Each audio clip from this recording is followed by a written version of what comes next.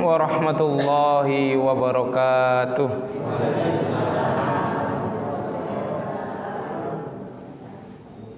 Alhamdulillah hamdan katsiran tayyiban mubarakan fih kama yuhibbu rabbuna wa yardah.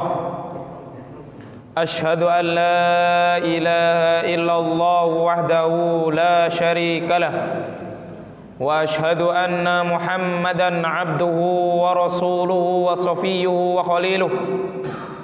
Allahumma salli wa sallim wa barik ala Muhammadin wa ala alihi wa ashabihi ajma'in. Amma ba'du.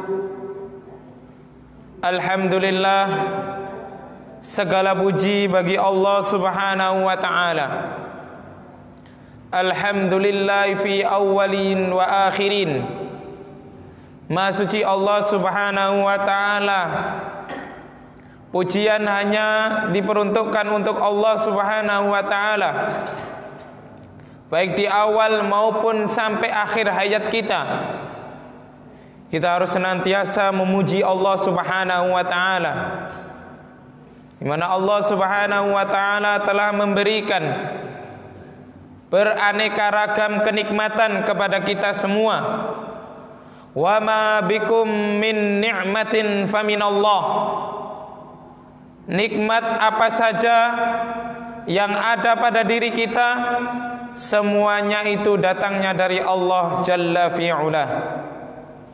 Karena itu harus kita syukuri, minimalnya dengan mengucapkan Alhamdulillah, kemudian disertai dengan melakukan amalan-amalan yang dapat mendatangkan keridhaan Allah Subhanahu wa ta'ala. Berikut salawat serta salam semoga senantiasa terlimpahkan kepada uswah kita, kepada suri tauladan kita, Nabi Muhammad sallallahu alaihi wasallam, yang kita diperintahkan oleh Allah Subhanahu wa ta'ala, in kuntum tuhibbunallah fattabi'uni yuhibbukumullahu wa yaghfir lakum dunubakum. Qul, katakanlah wahai Muhammad, in kuntum tuhibbunallah, jika kalian mengaku mencintai Allah Subhanahu wa ta'ala, fattabi'uni, maka ikutilah aku, kata Rasulullah, yuhibbukumullahu wa yaghfir lakum dunubakum. Ketika ada orang yang mengikuti Rasulullah sallallahu alaihi wasallam, ketika ada orang yang menjalankan sunnah-sunnah Rasulullah sallallahu alaihi wasallam, Allah janjikan kepadanya 2 pahala. Allah janjikan 2 keistimewaan bagi orang yang mau menapaki sunnah Rasulullah sallallahu alaihi wasallam, yakni yuhibbukumullah wa yaghfir lakum dunubakum. Allah akan cintai orang itu, Allah akan kasihi orang itu sesuai dengan kadar ittiba'nya mereka kepada Rasulullah sallallahu alaihi wasallam. Ketika ittiba' orang tersebut sampai hampir-hampir seperti sahabatnya Rasulullah sallallahu alaihi wasallam, seluruh amalan-amalan sunnahnya dikerjakan, maka dia akan dikasihi oleh Allah, akan menjadi walinya Allah Subhanahu wa ta'ala. Dan tidak hanya itu, wa yaghfir lakum dunubakum, Allah akan ampuni dosa orang yang mau mengerjakan sunnah-sunnah Rasulullah sallallahu alaihi wasallam. Sederhana, hanya melakukan sunnah Rasulullah sallallahu alaihi wasallam, baik sunnah fi'liyah, sunnah qauliyah ataupun sunnah takririyah, maka Allah Subhanahu wa ta'ala akan mencintai kita semua. Ketika kita mengerjakan sunnah Rasulullah, Allah Subhanahu wa taala akan mencintai kita. Akan disebutkan di dalam hadis qudsi bahwasanya orang yang mengerjakan kesunnahan Rasulullah sallallahu alaihi wasallam yang wajib tentu tidak ditinggalkan, kemudian ditambah dengan amalan-amalan sunnah, maka kata Allah Subhanahu wa taala, dia akan berjalan dengan menggunakan petunjukku. Artinya setiap langkahnya akan dibimbing oleh Allah Subhanahu wa taala menuju kepada ampunan Allah Subhanahu wa taala. Setiap langkah, amalan, pendengaran, ucapan, perbuatan yang dia lakukan akan mampu mendatangkan maghfirah Allah Subhanahu wa taala ketika orang tersebut menjadi walinya Allah Subhanahu wa taala. Bapak Ibu jamaah rahimani wa rahimakumullah, insyaallah pada pertemuan kali ini kita akan melanjutkan pada pembahasan yang telah lalu, sebulan yang telah lalu yang terpotong. Jadi di antara amalan-amalan atau perbuatan-perbuatan yang harus kita jauhi, karena amalan tersebut merupakan kufur asghar, kufur kecil. Disebutkan oleh sebagian ulama bahwasanya kufur kecil itu fahuwa ityanud dunub allati sammaha Rasulullah sallallahu alaihi wasallam kufran walam tasila ilal kufril akbar.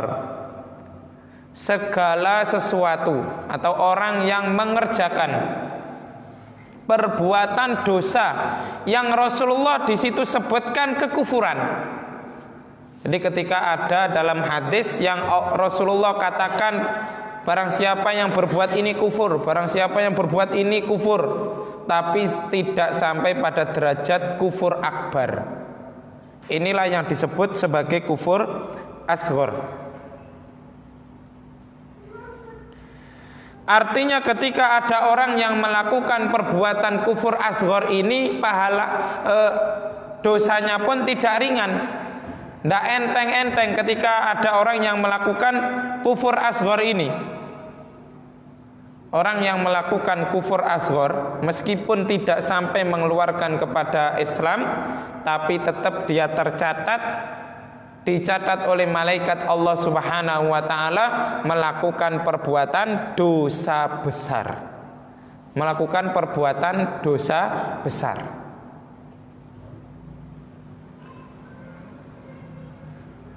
Jadi dengan kita mempelajari berbagai amalan-amalan kufur asghar ini, diharapkan kula lan panjenengan saged nebihi amalan-amalan utawi perbuatan-perbuatan yang dapat mengarah kepada kufur asghar. Dikenali, kita mengenal nanti apa saja yang termasuk amalan-amalan yang dapat atau yang disebutkan oleh Rasulullah sebagai kufur asghar, dengan tujuan supaya kita tidak mengamalkan perbuatan tersebut. Karena orang yang mengamalkan atau orang yang mengerjakan kufur asghar tersebut berarti orang itu telah mendapatkan ancaman dari Allah Subhanahu wa ta'ala, diancam masuk ke dalam nerakanya Allah, tapi tidak kekal selama-lamanya. Tapi kalau kufur akbar, sebagaimana penjelasan yang telah kita lalui, bahasanya orang tersebut tidak ada kesempatan masuk ke dalam surga. Tapi mboten angsal meremehkan, wong seiso mlebu swarga bae wis gak apa-apa tak terjang ngelakoni perbuatan kufur akbar, kufur asghar, mboten angsal. Ndak boleh meremehkan. Karena orang yang meremehkan perbuatan dosa berarti alamat orang tersebut dijauhkan dari iman yang sempurna di hadapan Allah Subhanahu wa taala. Termasuk orang yang terjatuh dalam sifat nifak, sifat munafik. Naudzubillahi min dzalik. Dan termasuk orang yang hatinya ditutup dari kebenaran. Kata Allah Subhanahu wa taala, "Falamma zaghu azaghallahu qulubahum." Ketika hati orang tersebut telah condong melakukan kemaksiatan, telah condong kepada melakukan kekufuran, meskipun kufur itu tingkatannya kufur asghar, azaghallahu qulubahum. Allah pun akan lencengkan hatinya supaya dia tetap condong melakukan perbuatan kufur asghar tersebut. Ini merupakan hukuman dari Allah. Dados nalikane kula lan panjenengan menika sampun merasa enak, sudah merasa ayem ketika mengerjakan perbuatan maksiat, maka ketahuilah pada saat itu hati kita sedang melenceng dari siratal mustaqim. Naudzubillahi min dzalik. Adapun perbuatan yang termasuk syirik asghar yang pada pertemuan lalu sudah kita singgung sedikit, yakni mengkufuri nikmat Allah Subhanahu wa taala. Terus bentuk kufur asghar yang pertama inggih menika kufrun nikmah, mengkufuri nikmat saking Allah Subhanahu wa taala. Wadhalika binisbatiha ila ghairillahi ta'ala bilisanihi duna i'tiqadihi. Ketika kita diberikan nikmat oleh Allah Subhanahu wa taala, tapi lisan kula lan panjenengan menika mengucapkan bahwasanya nikmat ini bukan datang dari Allah selama tidak ada keyakinan dalam hati. Tapi kalau keyakinan dalam hati menyebutkan bahwasanya nikmat itu bukan dari Allah, maka telah terjatuh dalam syirik, dalam kekufuran, kufur akbar. Menawi manah kula lan panjenengan menika diparingi nikmat Allah, harta ingkang luar biasa katahe, ngantos 7 keturunan ndak habis, lajeng manah kula lan panjenengan menika kok yakin bilih iki oleh warisane mbahku, warisan dari nenek moyang saya, dengan keyakinan dalam hati. Tidak sekedar lisannya saja, tapi hatinya ikut meyakini ini adalah hasil jerih payah saya sendiri, hasil kerja saya siang malam, sehingga saya memiliki harta yang begini banyak. Niku berarti terjerumus dalam kufur akbar, karena disertai i'tiqad, keyakinan di dalam hatinya, mengingkari nikmat Allah. Tapi kalau sekedar lisannya saja, misalipun ketika ada orang yang datang ke rumah kita, misalnya kita kebetulan diberikan rezeki oleh Allah Subhanahu wa taala yang banyak, terus kemudian ada saudara muslimnya datang, Masya Allah hartane sampean kok sakmene kei, wah iki oleh teko mbahku,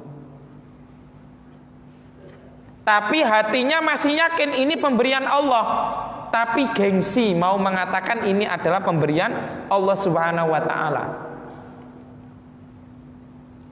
Keyakinannya tetap dalam hati. Dalam hatinya dia yakin bahwasanya itu adalah dari Allah. Namun dia gengsi. Ingin supaya apa? Supaya dikatakan keturunan bangsawan, keturunan orang kaya. Ini dari leluhur saya punya harta segini banyak. Tapi hatinya tetap yakin ini adalah nikmat dari Allah. Jadi harus dibedakan. Dan firman Allah Subhanahu wa taala, ya'rifuna ni'matallahi tsumma yunkirunaha wa aktsaruhumul kafirun. Allah Subhanahu wa taala menjelaskan tentang hakikat kufur nikmat inggih menika ya'rifuna nikmat Allah. Mereka mengetahui nikmat dari Allah. Tapi kata Allah Subhanahu wa taala, "Tsumma yungkirunaha." Kemudian mereka mengingkari. Kalau bahasa Al-Qur'an ini menggunakan tsumma, berarti mungkin besok dan besoknya, tidak langsung. Tapi kalau bahasanya menggunakan wawu, mungkin sekarang ketemu jeda 5 menit dia ngomong seperti itu. Tapi kalau bahasanya itu menggunakan tsumma, dalam bahasa Arab sama-sama tsumma dan wa itu sebagai penghubung. Jadi kalimat sebelumnya. Tapi kalau menggunakan tsumma bisa jadi sekarang, bisa jadi besok lusa sampai tahun depan. Itu kalau bahasanya tsumma. Karena apa? Karena orang itu tidak mesti sekarang dia diberi nikmat oleh Allah kemudian saat ini juga diingkari. Karena itu bahasa Al-Quran memakai tsumma, bukan pakai wa. Masya Allah, inilah keindahan bahasa Al-Quran. Sama fungsinya, tapi maknanya berbeda. Bisa jadi sebulan kemudian dia baru mengingkari nikmat Allah Subhanahu wa ta'ala. Jadi ini yang dimaksud oleh Allah Subhanahu wa ta'ala, tsumma yungkirunaha wa aktsaruhumul kafirun. Mereka banyak mengetahui nikmat Allah Subhanahu wa taala. Banyak yang diberikan nikmat oleh Allah Subhanahu wa taala. Tapi Allah Subhanahu wa taala katakan, dan inilah kebanyakan sifat manusia. Kula lan panjenengan menika sampun dipun gariskan kali Allah Subhanahu wa taala, wa aktsaruhumul kafirun. Luweh akeh mengingkari nikmat Allah Subhanahu wa taala daripada bersyukurnya. Bisa panjenengan pirsani piyambak. Misale kula lan panjenengan dipun paringi sehat kali Allah Subhanahu wa taala 40 tahun. 40 tahun. Kemudian diuji oleh Allah Subhanahu wa taala. Sakit misalipun setengah tahun. Sudah barang pasti kula lan panjenengan menika mesti ngeluh, ya Allah lara kok gak waras-waras. Nggih napa nggih?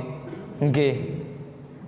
Nah nikilah bentuk bahwasanya kita ini sampun dipun sebutkan oleh Allah Subhanahu wa taala wa aktsaruhumul kafirun. Nikmat yang 40 tahun bisa hilang hanya karena diuji oleh Allah Subhanahu wa taala sakit setengah tahun.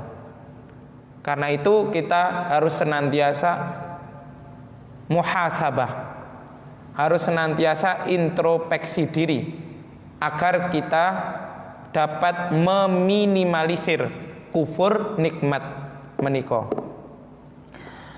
Kemarin atau pada pertemuan sebulan yang lalu juga saya sebutkan ada kisah dari Bani Israel. Hadis ini diriwayatkan oleh Imam Muslim dari sahabat Abu Hurairah radhiyallahu anhu. Inna thalathata min Bani Israel abrasa wa aqra'a wa a'ma fa aradallahu ayyabtaliyahum fa ba'atha ilaihim malakan.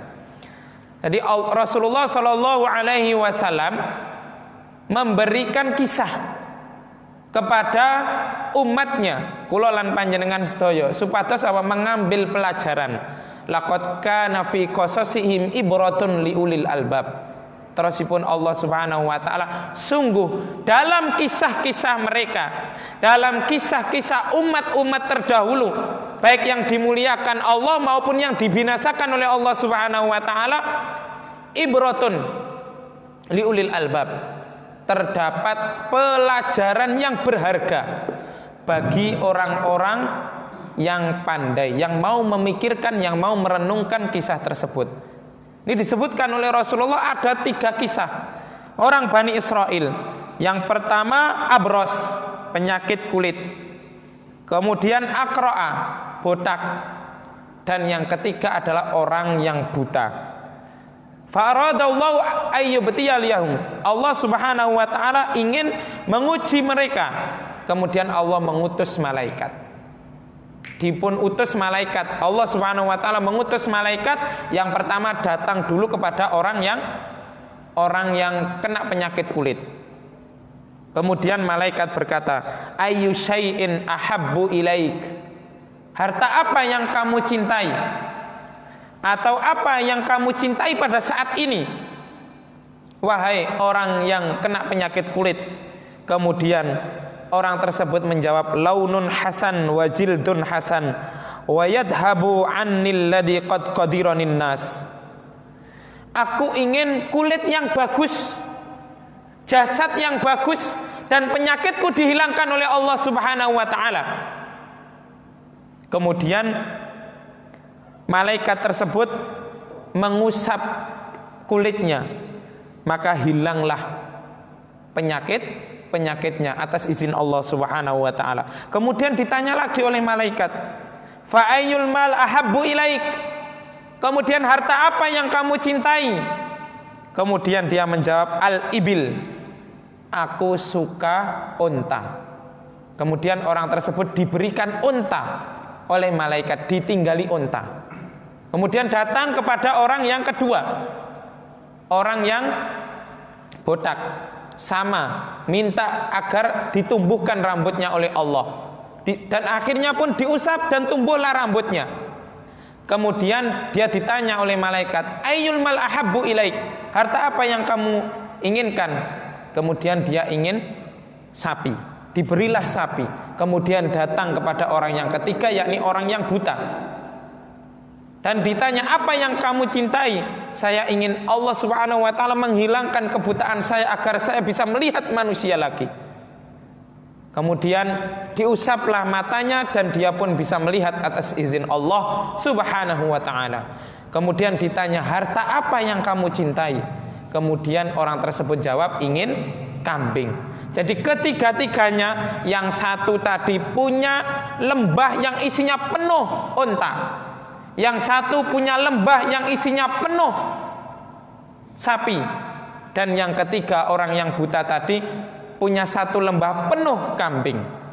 Kemudian Allah Subhanahu wa taala mengujinya. Malaikat datang dengan bentuk laki-laki yang miskin kepada orang yang kena penyakit kulit itu dulunya, menyerupai orang yang miskin dan orang yang sedang melakukan safar. Malaikat mengatakan, rajulun miskin wa ibnus sabil. Aku adalah orang yang miskin dan ibnu sabil.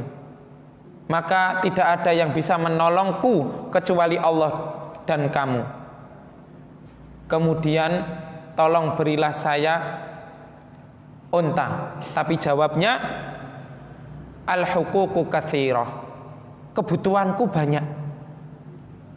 Kebutuhanku banyak. Dan ini semuanya nanti untuk anak turunku. Dan inilah sifat manusia. Naudzubillahi min dzalik. Mungkin terkadang kula lan panjenengan pernah didatangi untuk badan amal, kemudian menolaknya. Kebutuhanku ini masih banyak, coba cari orang lain. Ini merupakan bentuk kufur nikmat. Kalau memang orang tersebut diberikan rizki oleh Allah kelebihan, tapi dia menolak ketika hartanya dimintai untuk berjuang di jalan Allah Subhanahu wa ta'ala. Ringkas cerita, kedua orang tadi, orang yang kepalanya botak dan orang yang kena penyakit kulit tadi mengatakan bahwasanya harta ini aku wariskan.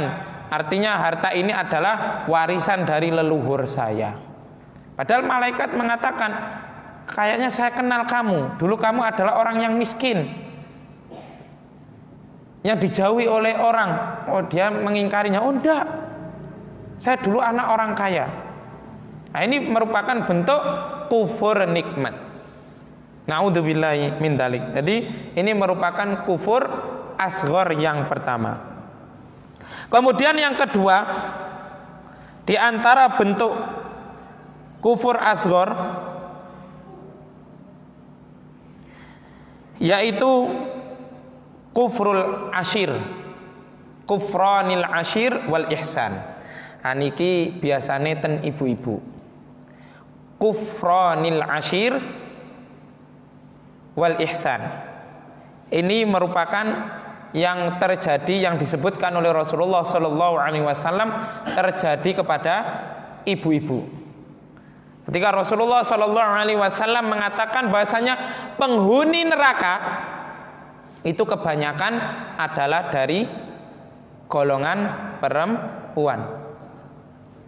Kemudian ditanya oleh sahabatnya, ya Rasulullah, kenapa kok yang banyak penghuni neraka ini perempuan? Iya, karena mereka adalah kufrul ashir dan ihsan. Mereka kufrul ashir.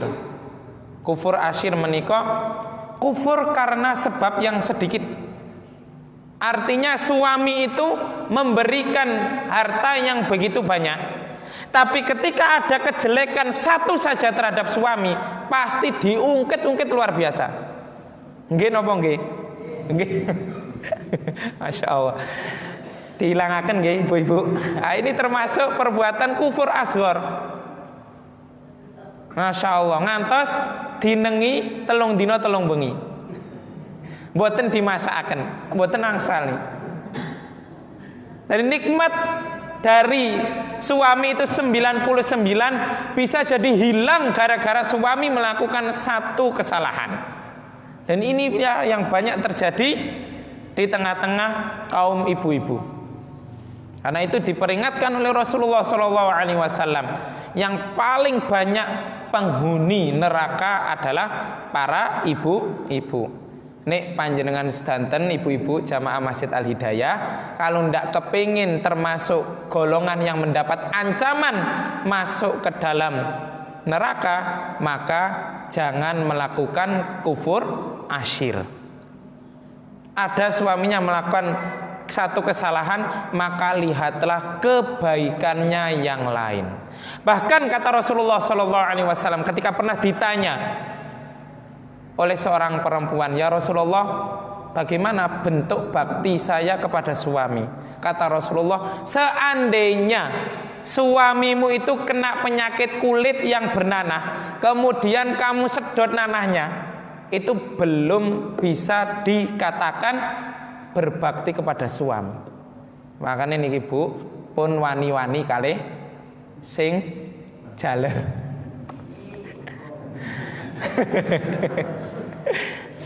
Berat Bu, ancamannya ugi berat. Neraka Bu, mboten tanggung-tanggung. Neraka. Kados wonten setunggal kesalahan, dipun cari kesalahan yang lain. Dipun cari kebaikannya yang lain, dipun tutupi. Mergi itulah hasil pilihan panjenengan piyambak. Abang ijo yaiku pilihane sampeyan, gak usah getun ning nguri.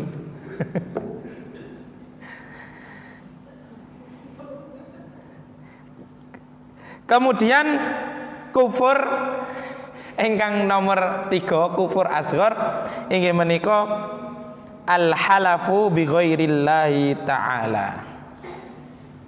Al-halafu bi ghairillahi ta'ala, sumpah atas selain nama Allah Subhanahu wa taala. Seperti yang disebutkan oleh Rasulullah sallallahu alaihi wasallam, man halafa bi ghairillahi faqad kafara au asyrak. Rasulullah sallallahu alaihi wasallam bersabda, barang siapa yang bersumpah dengan menggunakan selain nama Allah Subhanahu wa taala, maka orang tersebut telah terjatuh dalam kekufuran atau kesyirikan. Niki sampun pernah kula bahas. Jadi terjadi di tengah masyarakat kita itu ketika dia mau bersumpah menggunakan nama-nama selain Allah Subhanahu wa taala. Biasanya sing sering niku, yakin Mas madhep ngulon, aku gak ngapusi. Ten nggen kula niku wonten lucu malih-malih. Kiting mlungker aku gak nyolong. Nah, ini termasuk perbuatan omongan yang ringan, nanging mendatangkan kemurkaan di sisi Allah Subhanahu wa taala. Kalau ada yang lebih baik dari itu, kenapa harus menggunakan kata-kata seperti itu? Kita ini kalau ngaku cinta kepada Rasulullah sallallahu alaihi wasallam, ikuti Rasulullah. Rasulullah ketika bersumpah menggunakan wallahi, demi Allah. Bahkan di dalam Al-Qur'an disebutkan tallahi, demi Allah Subhanahu wa taala. Ta kalih wawu tak kosam, wawu kosam artine sami, demi Allah. Jadi jangan sampai kita bersumpah atas selain Allah Subhanahu wa taala. Bahkan demi Ka'bah pun tidak boleh. Tapi kalau demi Rabb Ka'bah boleh. Sinten Rabb Ka'bah? Allah Subhanahu wa taala. Tapi nek demi Ka'bah mboten angsal. Demi Rasulullah sallallahu alaihi wasallam mungkin mboten angsal, tidak boleh. Karena hal tersebut berarti secara tidak langsung kita mensejajarkan Rasulullah sallallahu alaihi wasallam dengan Allah Subhanahu wa taala. Pinten niku wau? Pinten sampunan? 3. Sepindah napa niku wau? Kufur nikmat. Nomor 2 kufur asyir wal ihsan. Nomor 3 napa? Bersumpah atas selain nama Allah Subhanahu wa taala. Kemudian di antara bentuk kufur asghar ingkang nomor sekawan inggih menika membunuh orang Islam. Membunuh orang Islam. Kata Rasulullah sallallahu alaihi wasallam, sibabul muslimi fusuqun wa qitaluhu kufrun. Mencela orang muslim itu merupakan perbuatan kefasikan, fasik kecil. Jadi tidak boleh kita itu mencela saudara muslimnya. Ada saudara muslimnya yang punya cacat dicela. Ada saudara muslimnya yang melakukan kemaksiatan kemudian digawe rasan-rasan ngalor ngidul. Ini biasanya sinten? Ibu-ibu. Ibu-ibu malih. Mugi-mugi jamaah hidayah mboten wonten. Mboten angsal, ndak boleh. Itu berarti kita telah melakukan perbuatan kefasikan. Apalagi sekarang lagi zaman now ini zamannya medsos. Sedikit-sedikit langsung update status ten WA, ten Facebook. Ada temannya yang melakukan kesalahan langsung di-share di Facebook, Twitter, Instagram, dipun foto. Ini melakukan ini, tidak perlu. Karena sebagian ulama salaf itu ada yang mengatakan seorang itu tidak akan meninggal sampai dia melakukan perbuatan keburukan yang pernah dia celakan kepada saudaranya. Jadi nalikane kula lan panjenengan misalipun naudzubillahi min dzalik wonten rencange yang melakukan perbuatan maksiat, mencuri misalipun. Kemudian jenengan damel rasan-rasan. Oh iku lho nyolong. Padahal sampun tobat. Itu kata ulama salaf, panjenengan tidak akan mati kecuali nanti akan melakukan dosa yang sama, yakni mencuri. Terus yang baik bagaimana? Didoakan. Dan doa kula lan panjenengan sedaya ketika mendoakan kebaikan untuk saudara muslimnya, doa yang baik maka akan diamini oleh malaikat, seraya malaikat itu akan mengatakan wa anta mithluhu. Semoga kamu juga akan mendapatkan yang serupa. Ketika kita ada saudara kita yang melakukan kemaksiatan, kemudian kita doakan, ya Allah maafkan saudara saya itu. Seperti yang dilakukan oleh Rasulullah SAW. Ya Allah ampunilah mereka, ya Allah tunjukilah, berilah petunjuk kepada kaumku ya Allah, fa innahum la ya'lamun, karena mereka yang tidak, umat yang tidak mengetahui. Umat yang masih bodoh, berilah hidayah ya Allah. Itulah yang bagus. Kalau kula lan panjenengan mampu mendoakan kebaikan kepada saudara muslimnya, kenapa tidak? Panjenengan pun akan didoakan malaikat, semoga kamu pun akan diberikan hidayah oleh Allah. Kalau kita mendoakan hidayah untuk orang lain. Kalau kita mendoakan agar orang, ya Allah maafkanlah dosa saudara saya yang mencuri itu ya Allah. Mungkin karena dia itu terpaksa, kebutuhannya banyak ya Allah sehingga dia mencuri. Kata Fudail bin Iyad rahimallahu ta'ala, kalau ada saudara muslim yang melakukan kesalahan, maka carilah udzur untuk saudara muslim tersebut.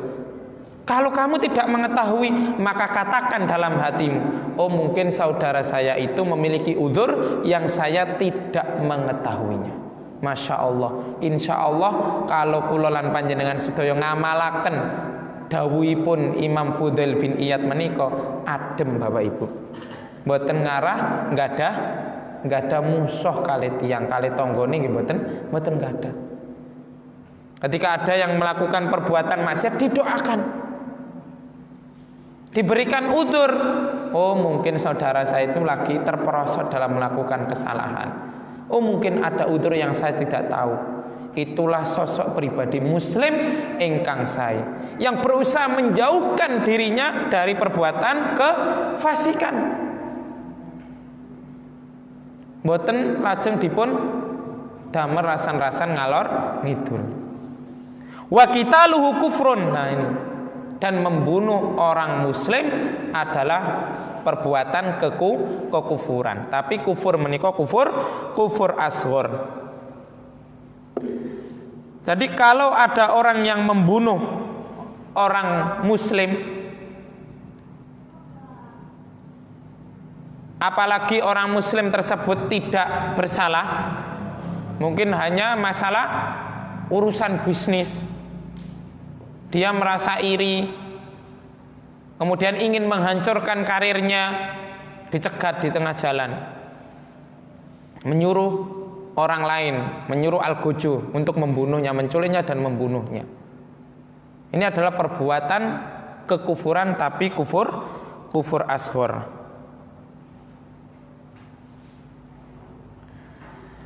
Disebutkan oleh ulama, fahadan nau minal kufri ghaira mukhriji minal millati bittifaqil a'immah.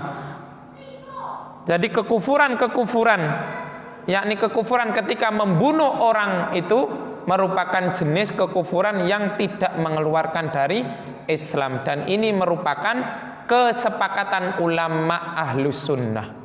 Di ulama-ulama ahlus sunnah itu bersepakat, meskipun orang tersebut melakukan perbuatan membunuh orang muslim, tapi dia terjerumus dalam kufur asghar, tidak sampai mengeluarkan kepada Islam. Kemudian yang kelima adalah at-ta'nu fin nasab. Dan yang ketujuh adalah, dan yang keenam adalah wan niyahatu 'alal mayyit. Mencela nasab. Mencela nasab. Wonten? Mencela nasab. Mencela keturunan, mencela bapak biyunge. Misalnya ada tetangga atau ada orang yang naudzubillah min dzalik, mungkin dulu ayah ibunya itu punya rekam jejak yang jelek, tapi anaknya ditakdirkan oleh Allah Subhanahu wa taala jadi orang yang baik, sregep ten masjid, rutin melakukan sedekah, rutin melakukan amalan-amalan sunnah, terus dielok-elokno, ya iku nglakoni apik iku gawe topeng. Dhisik bapakne senengane nglakoni elek. Itu dhisik bapakne senengane nyolongan, senengane mendem-mendem, senengane mabuk-mabukan. Ini ndak boleh. Ndak boleh.